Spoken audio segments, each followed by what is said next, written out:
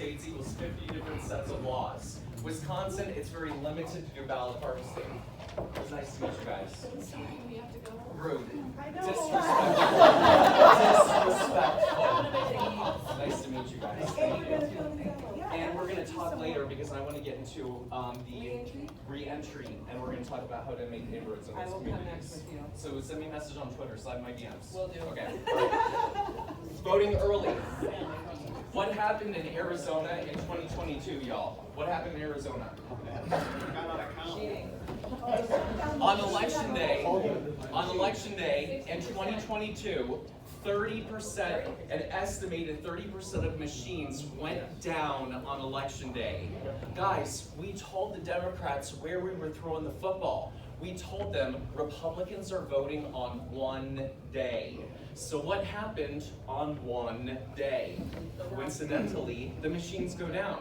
So we actually disenfranchised thousands of Republicans, and it's my contention that had we engaged in early in-person voting, had we engaged in more mail-in voting, that today, Carrie Lake would be the governor of the great state 48. And Abe Hamadeh, you know how many votes he lost by?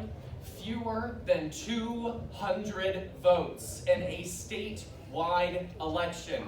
We would have the attorney generalship and the governor and the great state 48 had we just done early in-person voting and mail-in voting in the state of Arizona. It gets worse. Harris County, Texas. Did you know that as early as 7:30 a.m.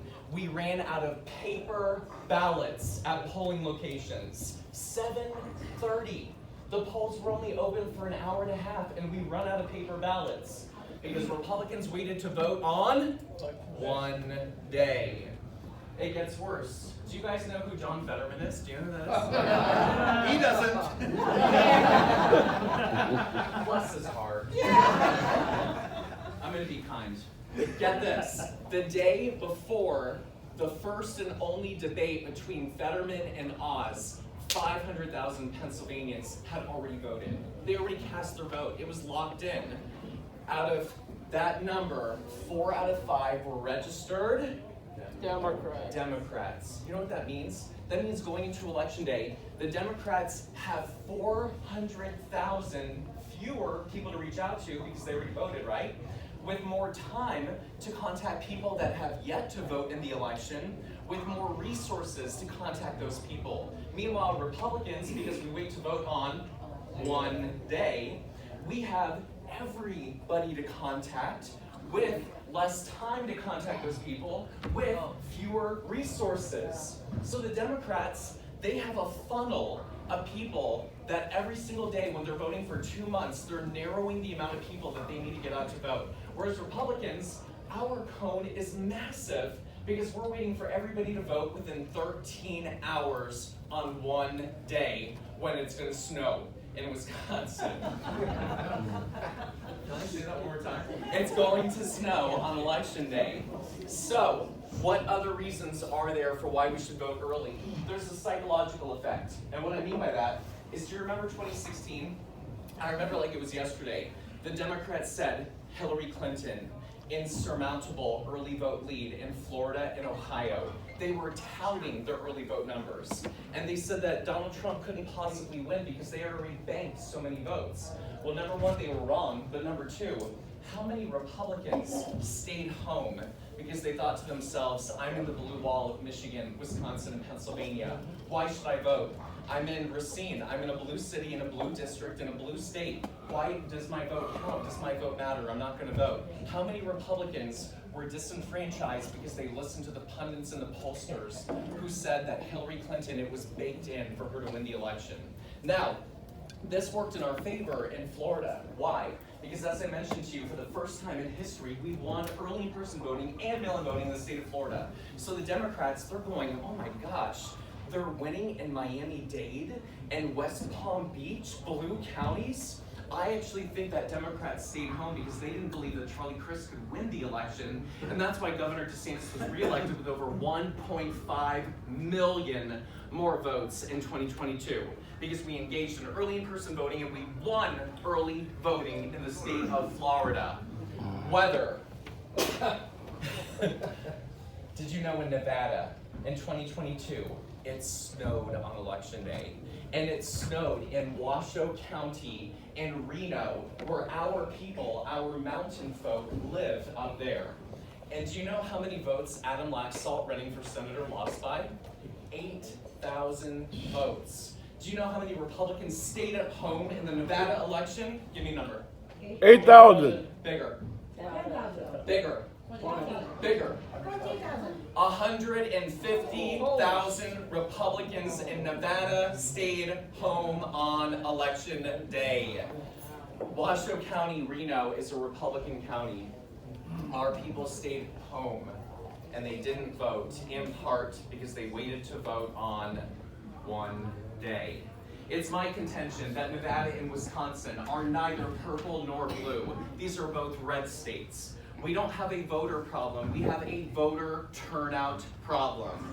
If we got every Republican to the polls, we would win handily, and we would have the governorship today, and we would have Senator Adam Laxalt in the great state of Nevada, and we would have Kerry Lake as governor in the great state 48, had we actually engaged in early in-person voting, mail-in voting, absentee voting, and were legal and applicable ballot harvesting. Frequently asked questions, but Scott, if I vote early, I'm telling the Democrats how much they need to cheat by. It's my contention that Election Day is no longer guaranteed. Election Day is no longer guaranteed. What I mean by that is if you wait to vote on one day because you're afraid of them knowing how much to cheat by, what stops the machines from going down on Election Day when we're waiting to stop the cheat? There's no guarantee you're going to be able to lock in your vote for Justice Daniel Kelly if you wait to vote on one day. We must engage in early in-person voting, or what you call is absentee in-person voting in the great state of Wisconsin. Frequently asked questions, Scott, I don't trust the mailman. I don't trust the United States postal system. So, if you have your mail-in ballot, it doesn't mean you have to mail it in. Turn it in person to your Racine elections office, to your Kenosha elections office, to your Milwaukee elections office. Turn it in from hand to hand to your elections person. And the last thing that I'll say is I believe an absentee vote is your plan B. Let's say, God forbid, you're a pilot and because of Pete Buttigieg you can't get home. Or Sam Brinton steals your luggage, or something like that happens. I know, isn't it a messy administration? It's messy. And so, or your car breaks down, or for God forbid, you're in the hospital. Your plan B is a paper ballot absentee by mail vote that you can still lock in your vote for our Republican candidates. Because otherwise, if you wait to vote on one day and something happens, you're missing out, you're disenfranchising yourself, and you're hurting our nation as a whole. Because if we don't win this Wisconsin State Supreme Court seat, it's going to be very difficult for us to have a positive future going into 2024 and beyond. The last thing that I'll say very briefly is the rule for Wisconsin is for absentee ballot request forms, you have a part on here where people can have an agent. Wisconsin absentee request form. If somebody's in the hospital and they have a hard time voting in person, they can authorize and consent somebody to be their agent. Right here it says Assistant Declaration Certification. I certify that the application is made on request and is by authorization of the named elector. The elector is the voter, the person that is hospitalized. What they will do is they will put the agent who they are declaring. So if I'm in the hospital, you could be my agent. All I have to do is put down your name and today's date, and then you as the agent are going to sign your name and today's date. That's your affidavit. That is your quote-unquote chain of custody. What you'll do then is this is usually done within a week before Election Day that somebody's hospitalized. You'll take this form to the Racine County Elections Office, bring the form with you, they'll give you an absentee by mail vote, you'll take it to me in the hospital, I'll fill it out, I'll seal it, I'll envelope it, then you will take this form plus my ballot back to the Racine Elections Office. And that is quote-unquote legal ballot harvesting here in the state of Wisconsin. But as you can see, it is limited to people that are temporarily hospitalized. Does that make sense? Okay, so I have now finished my portion of the presentation. What we have gone over today is the importance of voter registration, where to do it. We've gone over social media tips for how you can grow the Republican Party from the comfort of your home. We've gone over the importance of early voting. We went over an application that you can make phone calls from the comfort of your home for Justice Dana Kelly. And we've gone over legal ballot harvesting. Questions, comments, concerns, complaints, and qualms. I take all 5. Yes? I downloaded your app on my phone, and it's an Android. Bless her heart. You just wanted to hear me say it again. Well, we'll talk after. I'll see if I can do Android at some point. Is, with the ballot harvesting for Wisconsin, different states with different numbers, is there a number of people we can help out with without going over whatever? No, there's no limit. Okay. Nevada, no limit. California, New York, Florida's limited to 4. Pennsylvania's limited to 1, but there is no specified limit. And when I called a Wisconsin office, you know what they told me? They said, but sir, nobody will know who mailed a ballot on behalf of somebody else because there's no chain of custody. But Scott PRESLER is telling you to do things that are legal and lawful. Scott PRESLER would never tell you not to do anything else. But yes, that's what an elections office told me, is they said, who would know who mailed a ballot on behalf of somebody else, right? I saw more hands. I have a question about absentee or early voting. Go for it. In the city of Racine, we went in 2019 from about 10% of the ballots coming into City Hall were absentee or early voting. By 2021, that number has increased to probably 40 to 45% of the ballots now are early absentee. And I don't know if that's a good thing or not because of the chain of custody. And maybe you can give us some reassurances that in a city clerk's office that really cannot be 100% trusted to have chain of custody, where the mayor's office does not have access to those ballots. How the Republicans encouraging more early and absentee voting is not going to be detrimental to them. Well, I would say it's a bad thing only because here's the reason why. It was very hard. The reason why I haven't done this prior to now is because getting Republicans to buy in on early voting and absentee by mail voting was a no-go until Arizona happened, and I think we realized the urgency that we need in all of the above approach, right? Because there was hesitancy in getting involved in the process. So, where I'm going with this is you saying that the number jumped from X to X, which is probably the majority of those 40 to 50% are probably Democrats, right? So I would say that's bad, because again, that means Democrats are getting thousands and thousands of people to vote early, striking them off the list, meaning they have fewer people to reach out to, whereas we have more people to reach out to with less time and less money. Now, I have heard that these are quote-unquote untouchable. They are not opened, they are sealed, the envelopes stay on, they are not tampered with until election Then day. they tamper. I'm sorry. And then they tamper. I'm not going into that. I'm going to focus on things I have power and control over. So I would say it's bad if Republicans don't engage in all of the above approach, because Democrats, we're basically playing with our hands behind our back. If we continue to not change things up, I believe we're going to continue to lose elections. So to further expand on that, Yes. is I understand that the Democrats would like us eventually to go to online voting. And that, I love the look on your face. I can't wait to see what's behind that curtain. I'm going to focus on things that are currently happening right now in this moment. And right now, the system that we have is early in person, absentee by mail. We're going to focus on those. I think that we should fight like heck against ranked choice voting. I think we should fight like heck against all mail-in voting. And we shouldn't allow for blanket mail-in ballots to be, request forms to be sent out. I think they should be requested by the individual, by the voter. And now that we currently have the state legislature, even though Governor Evers will probably veto legislation, the good thing is we can at least stop him from passing any bad legislation. So we must continue. That's why we need Knodel, what's his name? Dan.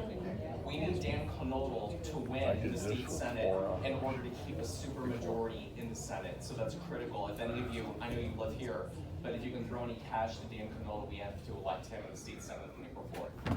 Or if you know anybody in his district, which is basically most of Washington County, and it goes all the way down to Whitefish Bay and into Cedarburg. So if you know anybody in Menominee Falls, Richfield, Slinger, and then going into Milwaukee County all the way to, from Cedarburg to Whitefish Bay, contact them and get them on the Dan train. If they want to do anything special for Dan, again, come find me, I'll get you hooked up. Harris.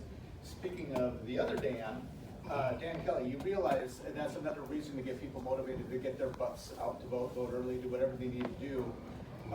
Because if Dan Kelly loses, the legislature is non-existent. The court will become the legislature. So, and also make sure to consume plenty of fiber before voting so there's no voter irregularity. Anyway. Also, we found out that, and Sandy knows this, we found out that requesting an absentee ballot through the My Vote Wisconsin is illegal.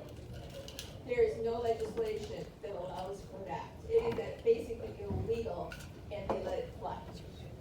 And the other side is doing it. Would anyone like to speak to that, since I'm only Virginia? No, but seriously, because they're prosecuting Harry Wade for requesting absentee ballots for other people and having them delivered to him to prove that you could do that kind of voter fraud. Had he not bragged about it, would anyone know about it? So the fact is, we gotta play the hand we're dealt, not the hand we wish we had. No, I'm just saying though, that our government is so darn, So, you know the other side's doing it. I'm with you. right. But Scott Presler would never tell anyone to do anything illegal or unlawful. Right, but it is a problem here in Wisconsin. Yes, Because ma'am. they're doing things through the back door every which way they can. Yes, ma'am. I understand. Yes, sir. Orlando. So I appreciate your presentation. I think the biggest part of your presentation for me personally, I just ran somebody that I think you guys would support or not support, but I think was the slide in which you showed the different venues of where you do registration. Because I truly believe in this may not be a popular position to have. I believe early voting is important. I think it is a all-above approach, but I think it's blocking and tackling. This is very important in football. But I think we have a bigger issue here in Wisconsin. You may have seen it across the state. We have an issue, even here where you are right now. There are only a few GOPers from Racine County anyway. We have an issue within our own movement of like conservatives versus Republicans. I call them the ghetto boys in the back of the woods. We don't do a good job of talking to the boys who drive tractor, all the blue collar workers we talked about. We have a problem, in our own movement that we need people that can go out and talk to these other 2A groups, turning point groups, because there's a white collar, blue collar divide. And I didn't know that. As a black man on the campaign trail, I didn't know so many white people don't like other white folk. But there's plenty of divide there, and we struggle here in Wisconsin. I support early voting and all that stuff, and whatever, all the legal stuff is above, but I think there's a bigger elephant in the room. We just don't come together. Have you seen that? Can you speak to that issue at all? Well, I like to work with everyone, so I'm here to try to bridge the gap, because I'm definitely your Tea Party kind of guy. And so, I tried to defeat Ronna McDaniel, so I'm sorry, not sorry if I'm offending anybody. But no, I've been anti-establishment, and I think a lot of people were hesitant about my coming to Wisconsin. But I was just on the phone with Brian Schimming. I was just on the phone with Reince Priebus. I've been on the phone with Hot Government and all of the...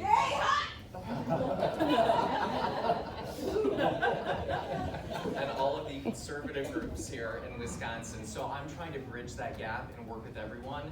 And I think we're seeing, look, Clayfish is out. I was just with John Wigman. Johnson has come out. I think we're Shelley Grogan, Rebecca Bradley. Absolutely. Everybody is coming together to support Justice Daniel Kelly. So I'm actually seeing unity, which is weird. But I think maybe this will help once we win on April 4th. We can have those discussions. And the last thing I'll say is the new chairman, a young guy like Brandon, Chairman Hilario De Leon of Milwaukee, what I hear from minority communities is they say, Scott, the Democrats, they turn their back on us. In fact, they stab us in the back, but at least they show up. We don't even hear from the Republicans. They don't even come talk to us. So you know what we did? 2 days ago, we did a listening tour in the city of Milwaukee, and we went business to business. And we ended up going to a black barber shop. We talked to the owners there. one of them was a Republican that doesn't even vote. And the other one, he took our literature for Dan Kelly by the time we were done, because we showed up, we introduced ourselves, we talked about what our values are, and we ended up earning their support because we simply listened to them. We spent an hour and a half talking to them. So we should do the same thing with the blue collar and other communities. What are the issues that are important to you? How can we bring that representation to Madison to help reflect your values within our legislature?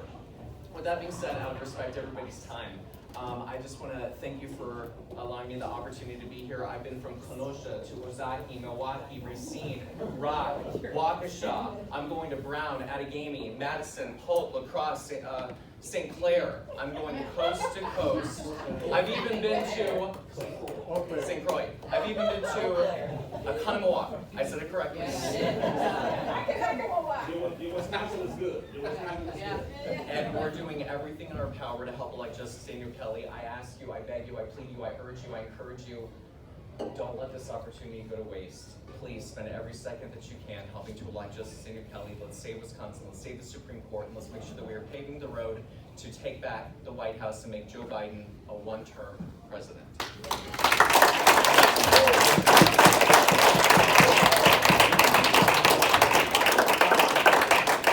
So we have a special surprise for you guys. Yeah. How cool would that be, though? So Allie Schweitzer, who is a friend of mine, and who knows Allie here? Raise your hand. Okay. So we all know Allie. Allie's great. Allie is friends with Brandon Strock, and told Brandon that we were having this event today, and asked Brandon if he could send us a little message. So Brandon Strock from the Walk Away movement made a little video for us today, and we're going to show it here. How cool is that?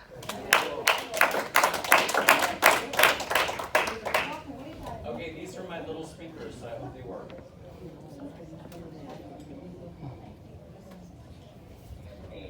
The movement of people walking away from the Democratic Party. And I don't think I need to explain to any of you at this point why that's a good idea. I mean, it's pretty obvious, I think, why that's a good idea. I wanted to give a big shout out to all of you, and especially my friend Allie Schweitzer, because it sounds like you guys are getting together and doing some amazing work. And now's the time. We need this more than ever. Grassroots activists standing up, taking charge, and being a part of this mission to save America. We've got to save our country from the radical left. So whatever you're doing, whether you're out there knocking on doors, registering new voters, or participating in legal ballot harvesting, whatever you're doing, running for office, getting involved, it is so important that everybody take a stand. Everybody do everything that they can right now to make sure that we are rolling up our sleeves, getting to work, and getting out there to make America red. Red, red, red. I want to see a sea of red from coast to coast, left to right, east to west, north to south, red. That's all I want to see. Let's make America red again. But it's going to take all of us. And that's why I'm so proud of all of you for getting together today, getting involved in activism, getting involved in your community, and being a part of the process of helping to save this country. We need to be working as hard as we can from today, tomorrow, every day, through Election Day and beyond, to make sure that we save America from the radical left. And let me tell you one more thing, too. I want to see each and every one of you get involved in the walkaway movement. And here's how you can do it. I have recently launched the most amazing tool, I think, at our disposal to get people to walk away from the Democratic Party. We have launched our own social media platform, Walkaway Social. This is available on the Apple App Store, on the Google Play Store, or on the web at walkawaysocial.com. So you have no excuse. Whether you have an iPhone or an Android or an iPad or an Android tablet, or you have you have no excuse. You've got to get on Walkaway Social. Go to your app store, load the app, go to the web, go on Walkaway Social, sign up, and join our groups. You're going to be so inspired, and you're going to love everything that you see and hear. These are people telling real stories about why they're walking away from the Democratic Party.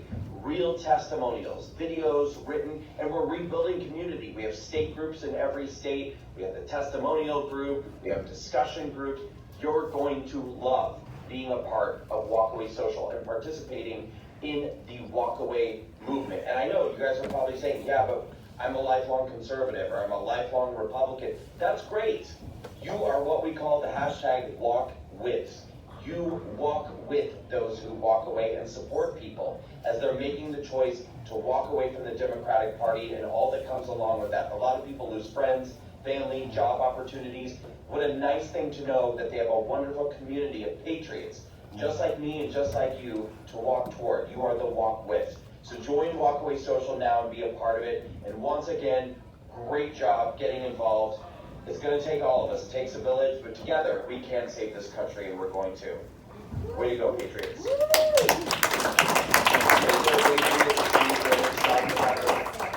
Awesome. Hey, Brett, you might want to, I'm not sure everybody knows who he is. Oh, yeah. So you might, because I'm here to chatter. Okay. You might want to let people know who he is. Yeah, absolutely. Okay, so Brandon Strzok was in Washington, D.C.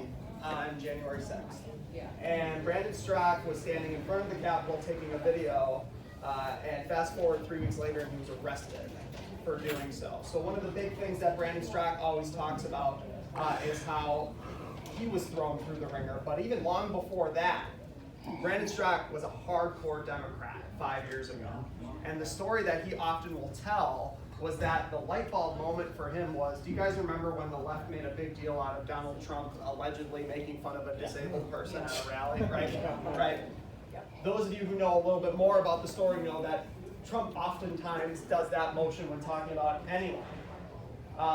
That was sent to him. He looked into it a little more and realized Donald Trump was not calling that person out directly for their disability. Donald Trump has all these videos going back 20 years ago, making that motion and going, oh. That's just who he is, right? That's just who he is. Okay? So that was the light bulb moment for him, that what the media is feeding him might not necessarily be the case. That Donald Trump isn't this monster that the media makes him out to be. So he did a lot of research and he launched a Walk Away campaign, which empowers Democrats who are conservative curious, as Angela has pointed out earlier, and I love that phrase, to take that step and explore new ideas and take that dive into the conservative movement. So that's Brandon Strzok, super influential speaker, and we were thrilled that he was able to do something for that. Just one thing about Brandon. On election night 2016, he was one of those people recording videos of himself crying frantically because Hillary lost. So nobody is beyond reaching. Everybody is worth talking to, because it can happen. And when we say that, so we're going to wrap it up. Thank you guys so much for your time today.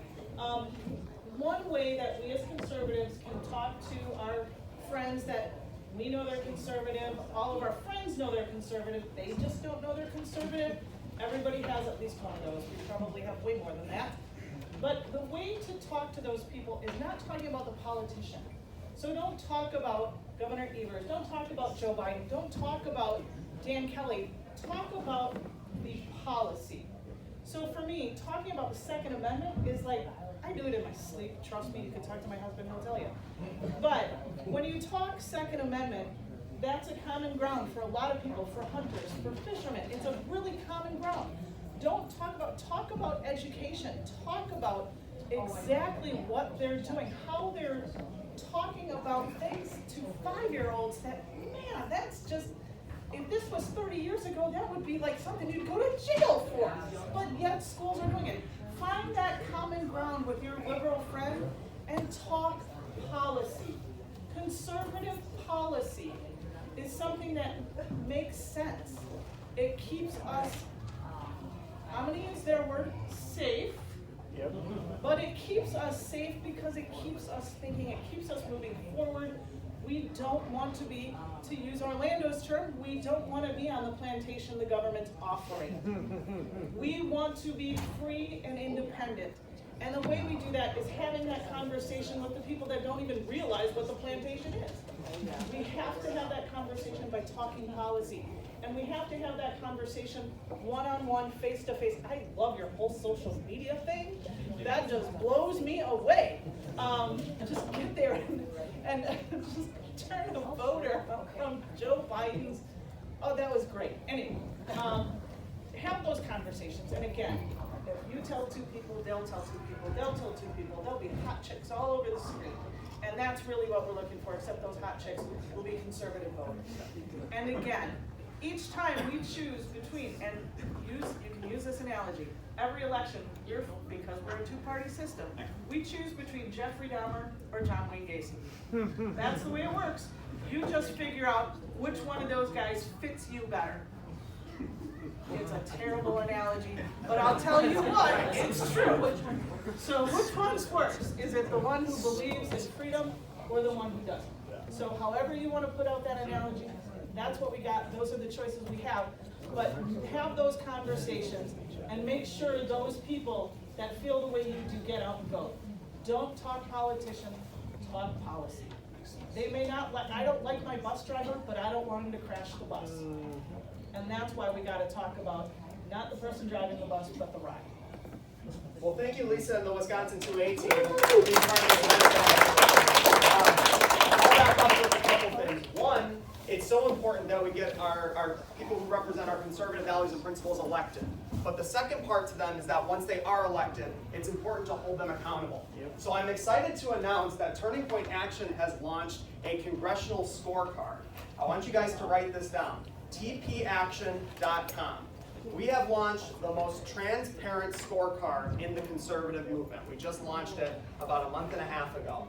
On this website, you can click on every member of Congress and see how they vote on some of our core major issues. I'm talking about things like election integrity, medical freedom, and our Second Amendment.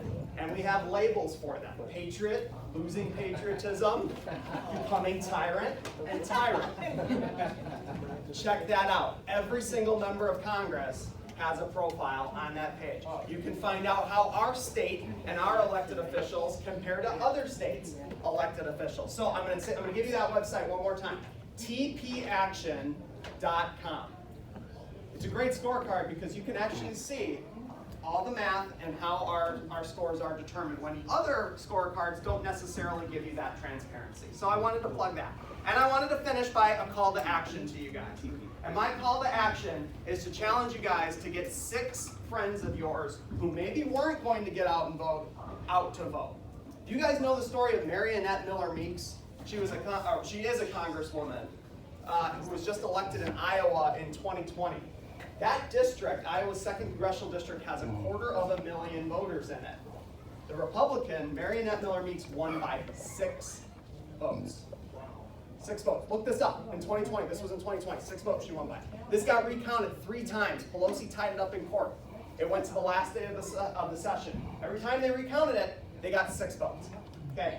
In that instance, in that particular race, literally every single voter and every single nook and cranny of that district meant the difference between a win or a loss.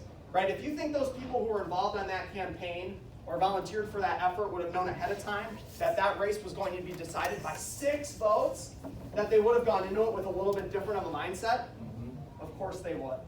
And that's the mindset that we need each and every one of you to have for Justice Dan Kelly going in April 4th.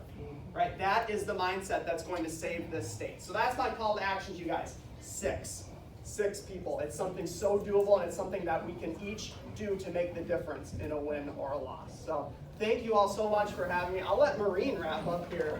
I just wanted to also remind, if anybody wants to register to be a poll watcher or a poll worker, contact Julie over there. If you're in Kenosha County, contact me for Racine County, and Lisa for Milwaukee. Also, if anybody wants to be on a list, who want to be outdoor knocking or doing phone bank or anything, come see me, and I'll get you to the, give me your information, and we'll get you working. And thank you, everybody, and thank you, Scott, for everybody coming